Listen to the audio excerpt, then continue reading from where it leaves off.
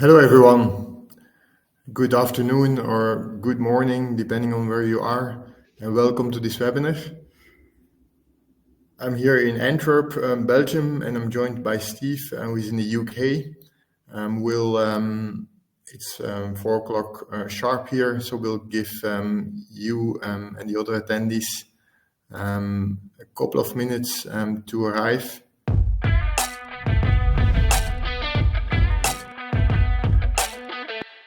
Right. I think most of us joined by now.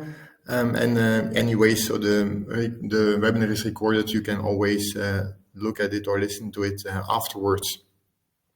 So yes, I'm really excited today to present this webinar about building resilience in your teams, and specifically building resilience, of course, to make your teams more performant. I'm not the expert. I'm joined by Steve Howe, who is a customer of ours and who is an authority around building resilience. Steve, where did your passion originate from? Your passion for resilience? Can you talk a little bit more about that? Yes, thank you, Stefan, and thank you for inviting me to the webinar this afternoon, and great to see many people on the call. My career spanned sort of 40 years in sort of corporate IT. My last major role was with Hewlett-Packard Enterprise, where I was a vice president of consulting. And I guess really my interest in resilience sort of started there when I kind of observed, people under pressure, coping in many, many different ways. And I guess I started to reflect on, my own journey, the ups and downs I'd had in my career and how I coped. But it was really only when I came out of HP around 5-6 years ago, and I was working with a particular client where there was a lot of burnout in a particular team. And I guess that's what led me to really get curious about the topic of resilience, and in a very serious way, delve into that topic through about 3.5 years of research, both academically and basing on my own experience and the experience of people in the industry that I'd worked with. Okay, thank you, Steve, and also very nice to have you here from our side. So my name is Stefan de Bois. I'm the founder of Pointerpro. So that's the company that delivers basically the assessment software that has been used to build the ResilienceBuilder. So Steve is a valued client of ours. So we, in short, we built the software, and Steve has built his expertise and has transformed his expertise into an assessment, which is called the ResilienceBuilder. So I'm also have also consulting background, many of us, I think, and I've started this company Pointerpro a bit more than 10 years ago. Right, let's take a look at the agenda for today. What is resilience and why is it important? These are the first 2 parts. I think why is it important? Maybe already clear for most of you. What is it is always good to define, because it's, as I said, sometimes interpreted in different ways. And then we come to the model. As we see with a lot of consultants, because we have a lot of consultants as customers, it's good, and we recommend to put their expertise in a type of model where you can use to evaluate your customers and to give advice to your customers. And that's exactly what Steve has done with his core expertise, which is resilience. He has put that in a model which is called the ResilienceBuilder. Yeah.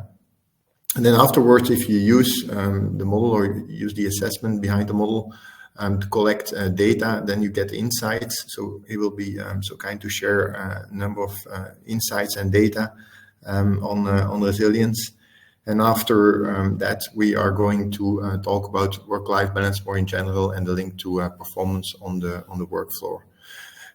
And then very importantly, at the end, we'll have a Q&A session, and there is, you have certainly to stay until the end because you can ask a question and win an own session with Steve and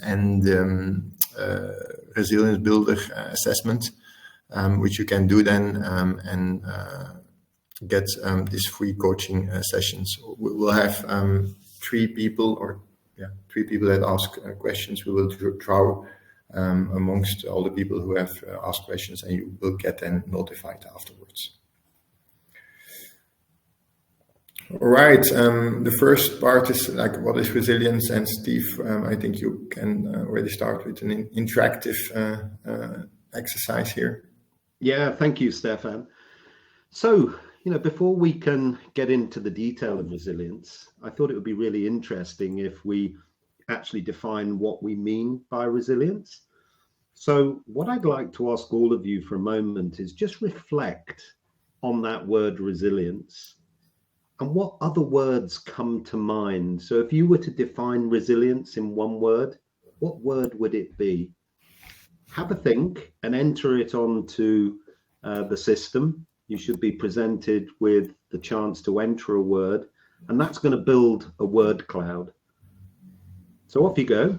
What word would you associate with resilience?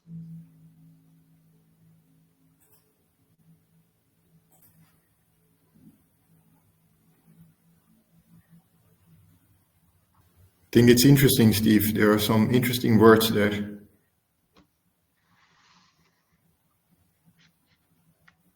Yeah, for me, I can't see the words at the moment, Stefan, but looking forward to seeing some.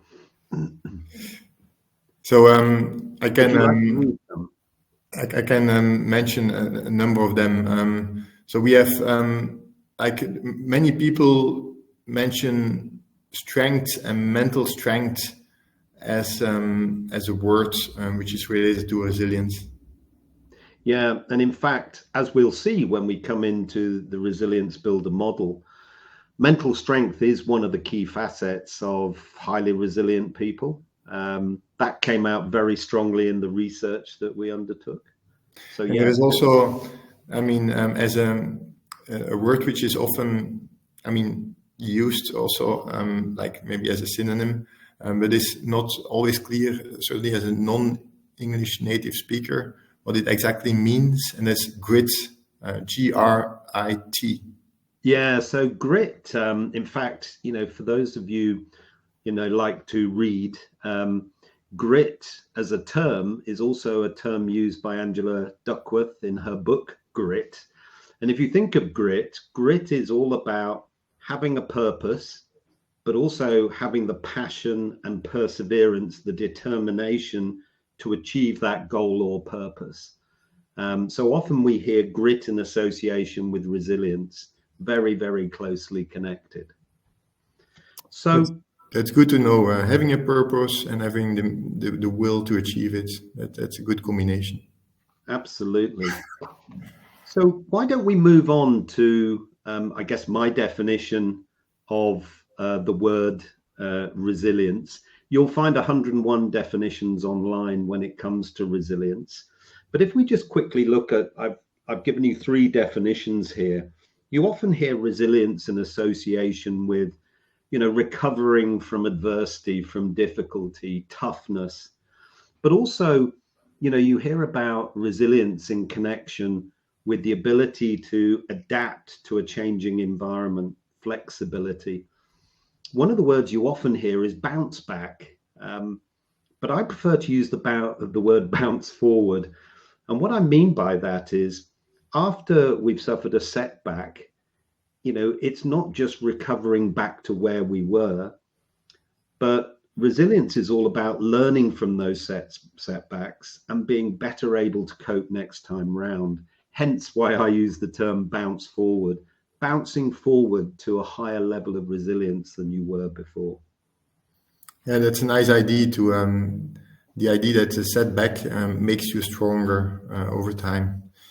Okay, thank you for that. And what is now the methods to improve resilience for your employees, for example? That is something that would be interesting for me also.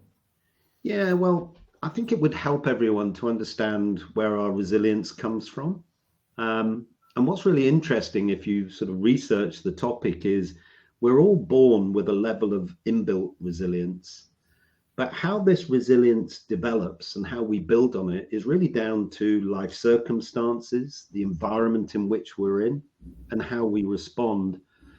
And I guess there's a bit of irony here, because ironically, we can really only build our resilience when we suffer a setback, when we experience challenges in our life, and we use that situation to learn and build our resilience to enable us to cope better going forward.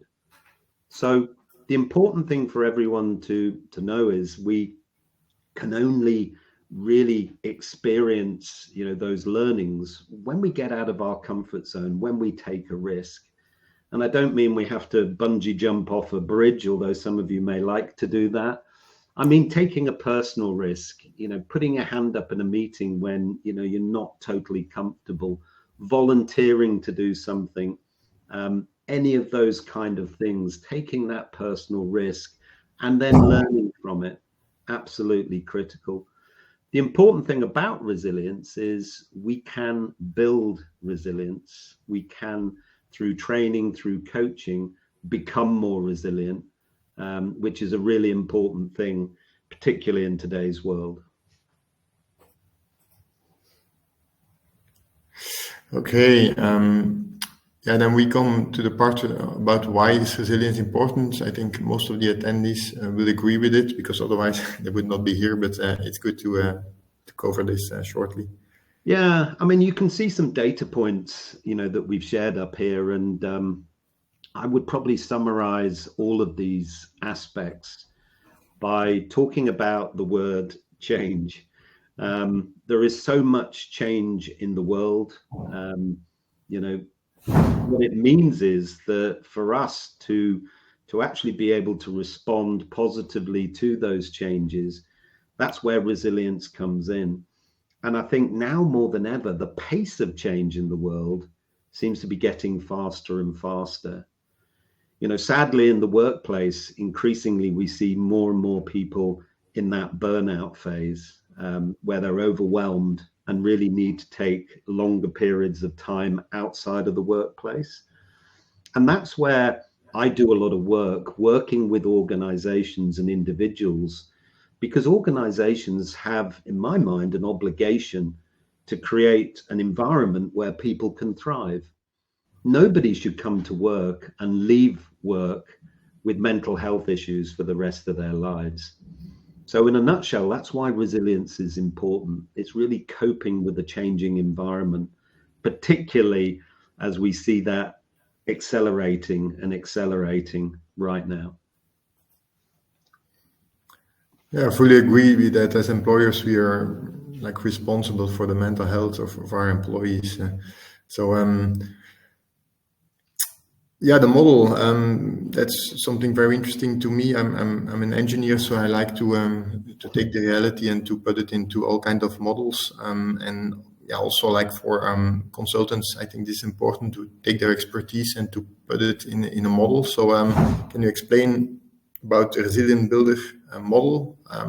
Also maybe on how you approached the transformation, taking your expertise and putting it into a model. That is, I think, interesting to hear for the audience. Yeah, absolutely, Stefan. So essentially, I mentioned earlier that we went into a detailed research program over 3 to 4 years, and what we were specifically looking at is, first of all, at academic research, which highlighted the factors associated with highly resilient people. So that's really where we started. From there, we looked at some of the resilience scales that were out there. And a lot of the scales were associated with the medical profession. So when somebody experiences trauma, they're asked to complete a brief questionnaire to assess just how well they were coping with that specific trauma. But what we found was there were very few assessments, very few areas that focused on workplace resilience. And where we found a couple of areas specific to the workplace, none of them looked at this holistically. And what I mean by that is we wanted to find a methodology to assess somebody's overall level of resilience across, the different factors that were highlighted in our research. So bringing all our research together, we kind of found those factors fell into sort of 5 distinct areas. And it was great to see on the word cloud mental strength emerge, because mental strength is really all about how well we cope with challenges, how we respond to them, whether we have a positive mindset, whether we can adapt to change, whether we persevere even when things are really, really tough, and whether we can maintain our confidence. Self-confidence, by the way, closely correlated with highly resilient people. So we found mental strength was, a core aspect of highly resilient people. But when we came to purpose, and I've mentioned purpose before, having a purpose, whether it's a life purpose, whether it's an objective, maybe a career goal, having a purpose enables us to keep a line of sight to the North Star and keep going, such that when we fall back, when we have a challenge, we can get back up and keep going. So purpose, absolutely critical. The third area that we found was physical stamina. And often when you think of physical stamina, you think about healthy eating, good regular exercise. But sleep is incredibly important when it comes to resilience. Having that opportunity to recharge is essential. But also in physical stamina, we found work-life balance, and we're going to talk about that a little later, is also critical to maintain that, level of resilience. We also found that people with high levels of EQ, emotional intelligence, were generally had higher levels of resilience than those that didn't.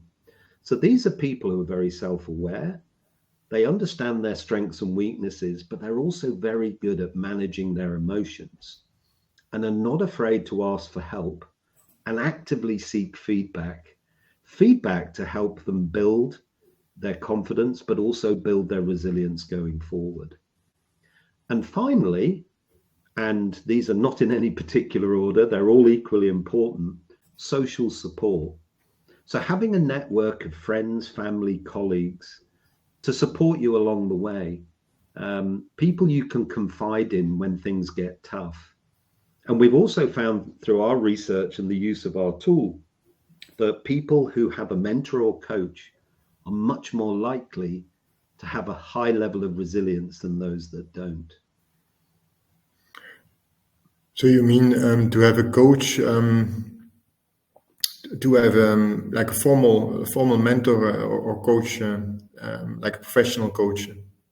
Yeah, either or, Stefan. So, in organizations, having access to a professional coach isn't always possible, but having access to a mentor, somebody who can give you advice and guidance, absolutely critical when it comes to building your resilience and maintaining it over a period of time. I think there are many people that are that know people that give them advice, but maybe not that many people that have a formal mentor, coach, and like with periodic meetings and like a formal relationship. Yeah. I just see, Stefan, in the chat, a question. I'd like to take it now, if that's okay, from Iris, around the hierarchy and the interrelationship between these pillars. They do have the same importance in respect of we need to make sure, to build our resilience, that we have strength in each of these areas. So, for example, without a purpose, we may be strong mentally, but keeping line of sight to that purpose and driving forward is going to be critically important. So yeah, these are all important aspects of resilience. Thank you for the question, Iris.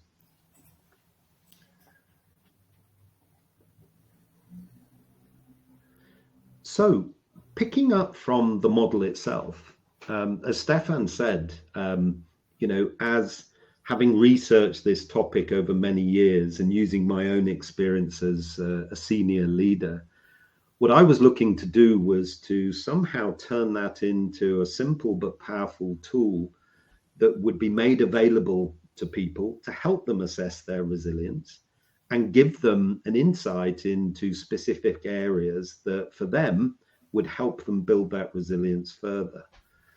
And of course, what I was doing was using my knowledge, my expertise in this area, but what I needed was a platform that would enable me to not only build the assessment tool that you can see on the left, but also build a powerful reporting mechanism which would be personalized for every individual. And of course, finding Pointerpro was, one of the catalysts to actually launching ResilienceBuilder and bringing it to market as we have done. And what we do, if you remember the model, what we do is we not only measure your overall level of resilience, but we also look at each of those areas, mental strength, purpose, etc., and we give you a score there. But we go an even further step, which is within those areas, we highlight specific areas for development. So for example, if through our algorithm that's built on the platform, if we find that somebody has, let's say, a low level of confidence through the answer they make to the questions, then we'll make a specific recommendation in the report, all driven through the functionality within Pointerpro. Thank you, Steve. That's great to hear. So we come to the next part. Also very interesting, the data, and then I think immediately also about the benchmarks. If we would be, for example, at our company to see where we are versus like the typical average or best-in-class companies. Yeah. So what's interesting here is, I guess, right from the outset when we designed the platform, what we wanted to do was to make sure that we had real data-based insights that could be actionable amongst our clients, whether we're doing a one-to-one coaching or in a group workshop type environment. And so one of the questions, in fact, we're looking at one of the questions in the assessment in front of us now. What we try and do is also understand where people are in relation to stress and performance using the stress performance curve in front of you. So I think you probably all agree that to get to that optimal sweet spot of performance, we all need a level of pressure. But when that pressure continues unabated for a period of time, we can become exhausted. And if that continues, our performance starts to dip. And if we don't take a step back, if we don't address it, we can become ill, and ultimately it can lead to burnout. So what we do is, as part of the assessment, is we're asking people where they sit on this performance curve. And if we move to the next slide, I'll show you some live data from a recent client in the technology space, 345 people across an organization who did the ResilienceBuilder assessment. And what you can see here is a third of those people suggested that they were at that point in time in optimal performance. And you can see that 37% of them were on the exhausted illness or burnout side of the equation. On the left-hand side, you can see people suggested they were bored. These are often people who perhaps feel that they're in a role where they could deliver far, far more. They're working under capacity. And challenged is an interesting one, because these are other people who are new to an organization and coming up to speed, or for some reason, they're unable to reach those optimal levels of performance because there is some environmental issue in the team, in the organization, maybe conflict, maybe lack of clarity over priorities. And what we also do is, if we look on the right-hand side, what we can see here is that same group of people, the highest level they've been at that curve in the last 12 months. So you can see in this case, trajectory of improvement when it comes to exhaustion, illness, and burnout, and also more people into that optimal performance. But when I talk to organizations, leaders, and teams, what we're looking to do is to look at the types of intervention, the training, the coaching that we can do to have far less people on the right-hand side of the curve, but also looking at bringing people on the left-hand side of the curve into that optimal performance. Now, where it gets really interesting, and the data that we see gets really interesting when we combine the stress performance data with resilience data. And so again, live data from the technology sector, a project that we did there. What you can see here is 3 groups of graphs. Strong refers to the highest level of resilience in our model. Growing is in the middle, and emerging is at the lower end of resilience. What we can see when we combine the resilience data with the data associated with stress and performance, we can see on the left that people with the highest levels of resilience, that silver bar is optimal performance.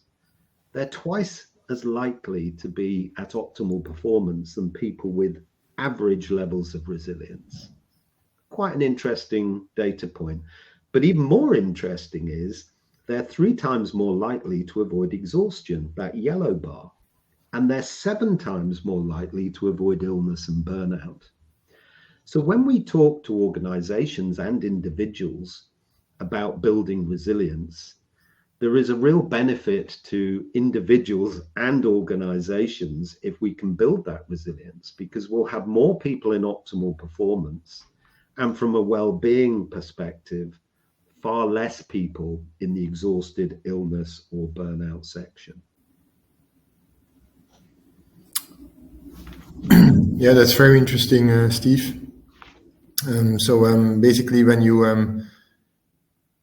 improve the resilience of people, then they are more likely to come in the optimal performance zone, so to say. That's only you could think that's by intuition, but it's also confirmed by data, which is good. Exactly. Yeah. So now, for example, myself as a CEO, of course, we want our people to be performant, but then the question is how to make them more resilient, and what can we do in particular, and also maybe beyond the straightforward measures that exist, and also maybe a third criterion is also for that it can be rather budget friendly, not too expensive measures that you can take to improve resilience and work-life balance. Absolutely, but let's start by defining what we mean by work-life balance. And at the top of that slide, you can see a definition there. I'm just going to read it out because there's a couple of words in there which I think are really important. So the definition here suggests maintaining a harmonious relationship between your work and personal life by, and this is one of the first key words, consciously. So in my mind, deliberately managing your time and energy to meet both professional and personal commitments. And the rest of the sentence is equally critical, while prioritizing self-care and well-being. Now, I stress those because the examples beneath that quote, to me, there is absolutely no reason why we shouldn't be able to not only meet work deadlines, but at the same time, have the time for friends and outdoor activities, pastimes, hobbies.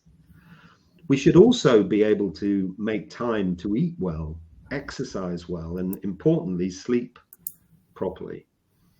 And also when we switch off from work, we should be able to switch off rather than lying there in the middle of the night trying to work through something that's got to be done the next day. So work-life balance is an absolutely critical part of resilience. It's all about how do we make time for self-care, make time to recharge. And I'm going to take a little bit of a risk today by talking about work-life balance in a completely different world. And that world is the world of exploration and expedition. And I reflect on a very good friend of mine, a gentleman called Nick Hollis. Nick is an explorer. He's currently working on a Guinness World Record challenge, which he's called the 721 challenge. And 721 is about climbing the 7 highest mountains. So the highest mountain in each continent. He's already done that, including Everest. You can see him on the right-hand side, top right, on the top of Everest. 2 poles. So at Christmas this year, he trekked solo, skied solo, 1,100 kilometers to the South Pole. And 1 ocean, the Atlantic Ocean, bottom right, you can see him training in the seas off the UK. In fact, he's due to set off on the Atlantic Row next week. Now, when it comes to resilience, there's a great example, Nick, in terms of some of the challenges and adversity that he's faced. But what I thought would be really interesting was when I was out training with him a couple of weeks ago, I asked him the question of the importance of work-life balance in his world. And I'd like to play a little video and just listen to what he says and see if you can relate it to our environment, the classic environment that we all live in. Let's play the video. So Nick, we know from our research that work-life balance impacts many people. And sadly, in some extreme cases, that can lead to illness and burnout. So just how important is it to maintain a work-life balance on expedition? Yeah, it's a great question, Steve. And the answer is it's absolutely critical. And probably the best example I can give you relates back to my most recent expedition to the South Pole, where I was out on my own, operating right at the limit of my capacity for 53 days straight. And what I found on that expedition is 11 hours was the sweet spot for me. 11 hours of work. And every time I pushed beyond that 11 hours, the following day my performance would fall off a cliff. So within 48 hours I was into a net loss. So I learned on that expedition to try and get a quality 11 hours of work, then make a quick transition into the recovery phase, where I would focus really on the fundamentals of health and well-being. So eating well, trying to make sure that I sleep well, making sure that I bring my mind down from a place of intensity to one of recuperative calm. And what I found by doing that is I was able to deliver a consistency of performance day after day, week after week, and in the case of that expedition, month after month. So what's interesting in the expedition world is that the feedback we get is immediate. So working with Nick on the South Pole, I was supporting Nick throughout his expedition remotely. We tested, if you like, we experimented with that sort of window of work. And I remember there was one day when, the weather was really bad the day before. So Nick had this desire to go as far as he could and as hard as he could the next day. And he did a 15-hour work pattern. When it came to the next day, his performance dropped immediately. On expedition, you see the results of your actions very, very clearly the next day. In a kind of work type environment, it's often a slow decline when by continuing to work longer and longer evenings, weekends, it's more of a gradual decline. But one of the key things is Nick talks about the transition to recovery. So think about your work time, but also think and be deliberate about that recovery time. And the most important thing is if you can get that consistency day in, day out, as you heard Nick say, then you will have a consistent level of performance. So when it comes to work-life balance, what are the things that you can do? And just a few tips here. Some of these areas are things that you can immediately put into practice. So prioritizing your health, irrespective of how busy you are, non-negotiable as far as I'm concerned. Time management, there are various time management tools that you can use to make more effective use of your time. And one of the things I often talk to people about is, particularly, these days with people working from home, significant amount of time is, they tend to be on calls every hour of every day. Well, do you really need to be on those?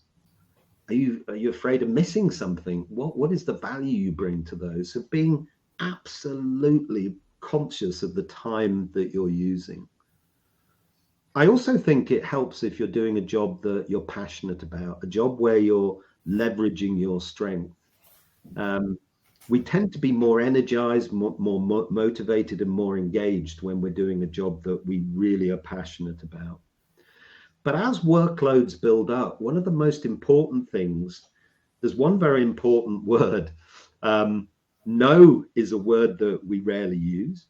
So drawing a line, setting our boundaries, and when things get really tough, not being afraid to bring that up to your manager or to a colleague, somebody you can confide in. Because if we continue to take on more and more and more, it's going to impact not only your work-life balance, but also your well-being. I talked about that separation of, or rather the increase in working from home.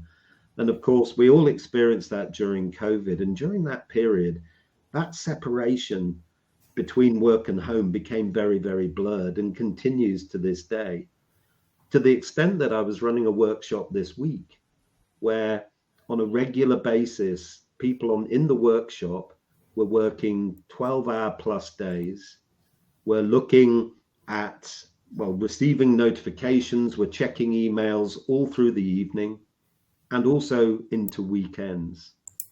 And so being very deliberate about work time and home time, that transition we used to have.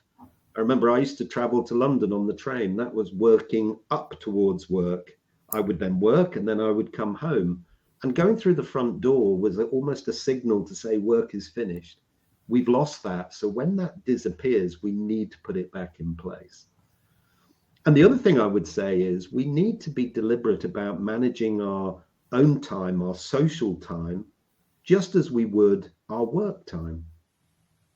And another nice tip, if you want to make sure that you're doing exercise, you're socializing, go to the gym, go for a walk, but commit to it with a family member or a friend. It's far more difficult to sort of back out of it at the last minute if there's somebody else involved, and you can hold each other to account. So just a few tips around work-life balance. But let me think, you've listened to Nick and how he operates, you've heard a few tips. Just like in chat, just put down your thoughts.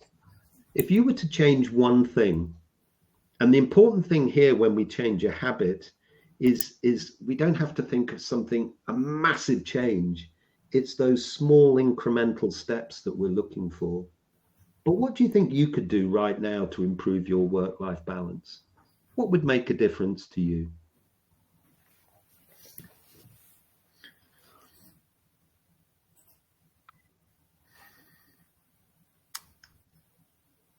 While we're waiting, I will not put it in the chat, but for myself, I remember like the word conscious, like deliberate, because I see all these things and I think some of them I'm already doing, but to be really conscious about that time is a very valuable asset that you have, and to spend it well and to spend it either on work or on free time, on other things, but to be really conscious about it, that's something that I could do better, I think.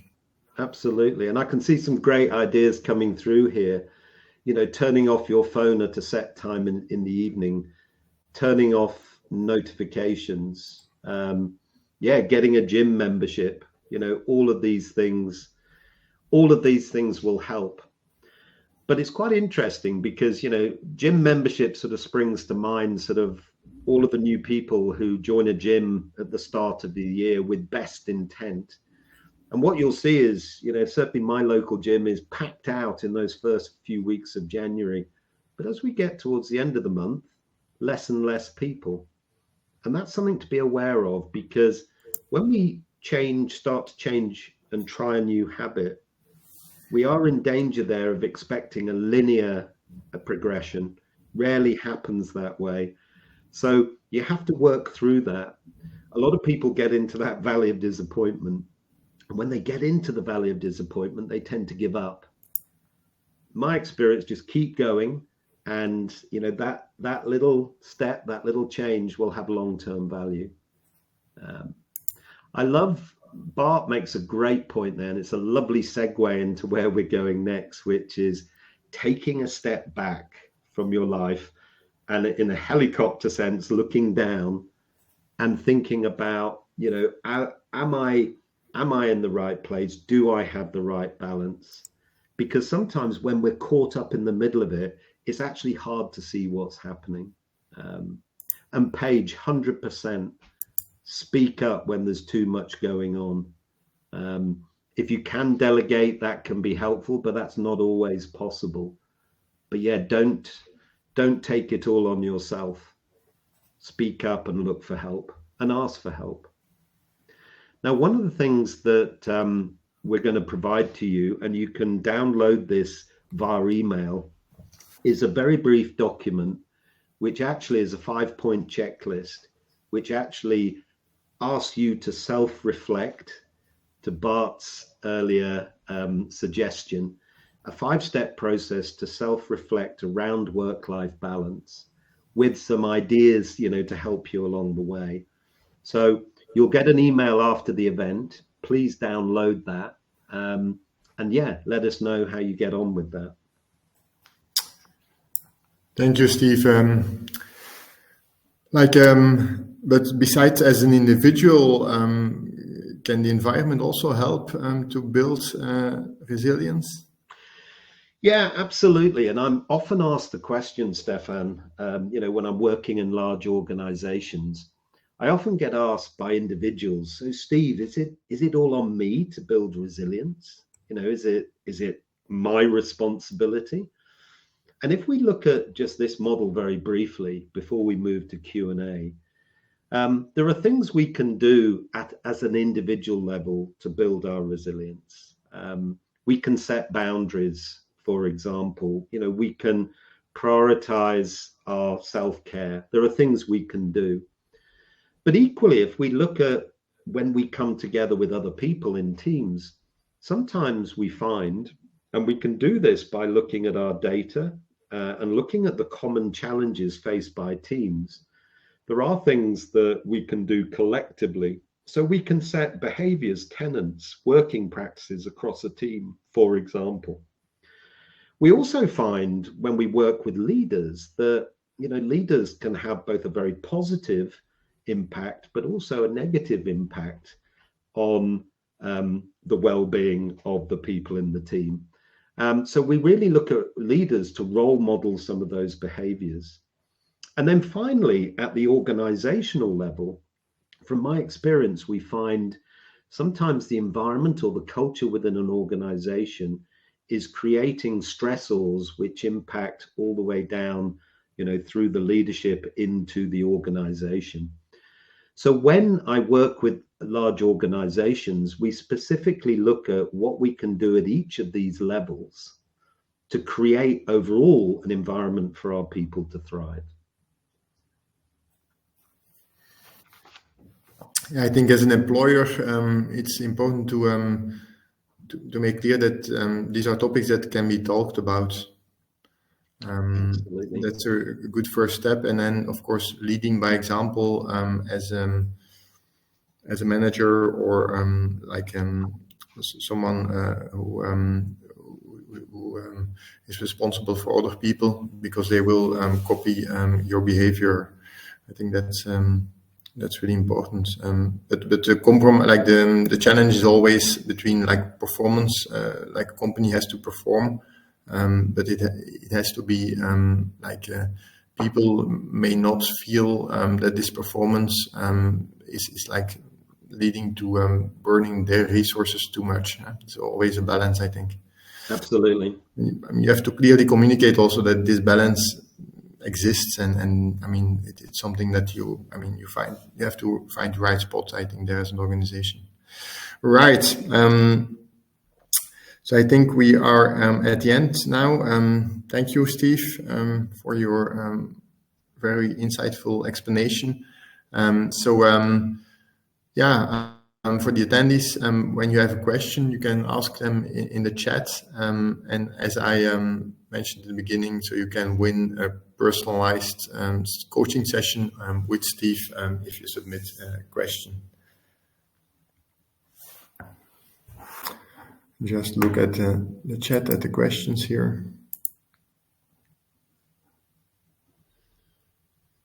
Yeah, shall I pick up that first one from Chris? So just reading it out, is there a way to have an entire organization take the ResilienceBuilder assessment? Of course, the answer is yes. And in fact, what's really insightful is if we approach an entire organization, if you think of a program, an entire organization undertakes the assessment. So individuals will do the assessment. What we have the ability to do is to split the results when it comes to the analytics into different parts of the organization, different divisions of the organization. And that can highlight, some of the strengths and development areas in each aspect of the organization. Of course, everyone will get an individual report, which is totally confidential to them. That's never shared with their manager or HR. But it's the insight through the data that helps us drive change. And if you remember that 4-level picture we just looked at, the interventions we make are based on the data across an organization at both an individual, a team, a leader, and an organizational level. So yeah, great question. Thank you. Thank you, Chris, for the question. Thank you, Steve. Let's see if there is more coming. I can see some typing.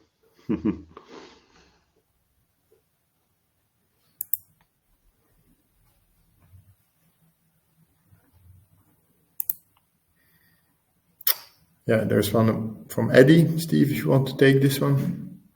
Yeah, so let's read that one out. So thinking about your research into resilience, did you find any mediating effect of office working versus work from home distributed teams? Really interesting question, and very topical, because I think a lot of organizations are currently wrestling with the hybrid working question, in the sense of, the expectation that is placed on employees to either work fully at home, work fully in the office, or some sort of hybrid. One of the interesting things we found there was that in a recent survey, we found that employers would prefer people to be in the office a minimum of 3 days a week. And when they did the same survey of their employees, on average, employees wanted to be in the office 2 days a week and the rest at home. So obviously a little bit of a gap there, a little bit of a difference. But what we found is that when it comes to separating work from home, where people are working from home, our research showed that, I'm just looking at the data point here, nearly 60% of people working from home struggle to separate their home life and their work life. So in other words, all the things we talked about earlier, working longer hours, often without breaks, often without lunch, often with their phones on, often into the evenings, that seems to be something that is really driving, looking at our research, a negative impact when it comes to well-being and therefore resilience. But no, really good question. Thank you, Eddie. It's interesting to hear these stats about working at home, asked to employers and employees. It's also good to see that they're not too far away from each other. Yeah, absolutely. And I think that will certainly evolve, I'm sure, over time. Yeah, you see that larger companies in the US, I know how it is in the UK, that they tend to ask their employees to come back to work or to the office more and more. No, absolutely. Yeah, so Tess, really interesting question. So when it comes to, I guess, business case for what we do, what we're looking at is I guess the return on investment that we're looking at is when we start a program, what we do is we're measuring everyone in the sense of not only their resilience level, but where they sit on that stress performance curve. But we also work with our customers to actually define their level of long-term sickness, burnout, and unplanned attrition. So these are all things that are costs, if you like, to the business, plus employee engagement. And so once we go through a program where we assess everyone, we train, we make changes, we then assess them again at the end. And of course, what we're looking for in terms of outcome is an improvement in terms of the number of people in optimal performance, plus also a reduction in the number of people in that exhausted illness burnout category and long-term sick. And we would also expect to see an increase in employee engagement type scores. So they're really the outcomes that we're looking for. And that's really what we talk about in terms of business case development with our clients. But yeah, great question. Thank you for the question. There's another one of Paige, if I pronounce that well. Yes. So Paige asks, what's the most positive way to inspire a burnt out workforce employee into prioritizing things like work-life balance when they feel they have no time? I think I'll just be very blunt here. From my experience, words of encouragement count for nothing if you're in that burnt out phase, when you're really feeling that. So for me, the only thing that can possibly make a difference is action. And so what I mean by that is if somebody is in that situation, and let's say they're in that situation for perhaps they have an overwhelming amount of work, perhaps there are some other things happening in the work environment, the only way that we're going to help that individual, telling them to take more time for themselves isn't going to work, is it, if they've got this enormous workload?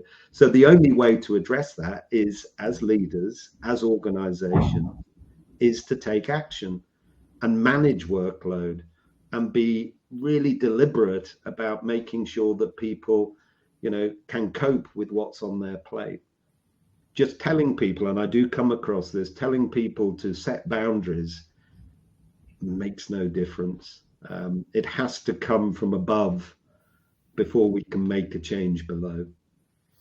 Great question, Paige. If someone is at home because of mental issues, so not coming to work for a longer time, is it then better as an employer to like from time to time to send a message or to phone them to see how they are doing, or is it better to do nothing at all and to keep them alone? Yeah, I think it's a balance. We talk about work-life balance, but if somebody's in that situation, first of all, we would, as employers, we would encourage them to get, some professional support and help. And of course, reaching out and checking in with them is critically important so they don't feel isolated. But again, there is that balance, because what if people get into that situation, the most important thing they need is rest and recuperation. And when they're ready, for them to come back into the organization. And then it's really important to make sure that we learn as employers, we learn and ensure that people come back into an environment that they can thrive in. Yeah, exactly. So, common signs of burnout. Yeah, this is one of the things I often talk to leaders about. So I'll try and remember them off the top of my head, but there was some research by Gallup done in 2018, and it looked at the 5 most common reasons for burnout. Unmanageable workload was one. Unrealistic deadlines was another. Lack of support and understanding from management. How am I up to there? I've got 3. Unclear priorities, and I can't quite recall the 5th one, but you kind of, when you pull all of those things together, high workload, lack of support, unclear priorities, what happens is people just become overwhelmed. They just work longer and longer, and eventually something gives. But yeah, definitely look up that Gallup 2018, and if you can't find it, reach out to me, Paige, and I'll point you in the right direction. All right. So thank you everybody for participating and also for the questions. So as mentioned, we will reach out to you to let you know if you have won one of the sessions with Steve. So that's all. So we are just in time, I think. I want to thank you, everybody, for participating, for also your interactivity. That's very nice to see. And of course, very big thank you to Steve to share his expertise about resilience. I think it was very interesting, very insightful. So if you want to contact us, depending on which topic you want to contact us for, if it's about resilience, about the topic itself, the email of Steve is there. And if it's about the software, Pointerpro, to make the assessments, you can contact myself. So thank you all, and see you next time. Bye-bye. Thanks, everyone. All the best. Bye-bye. Take care.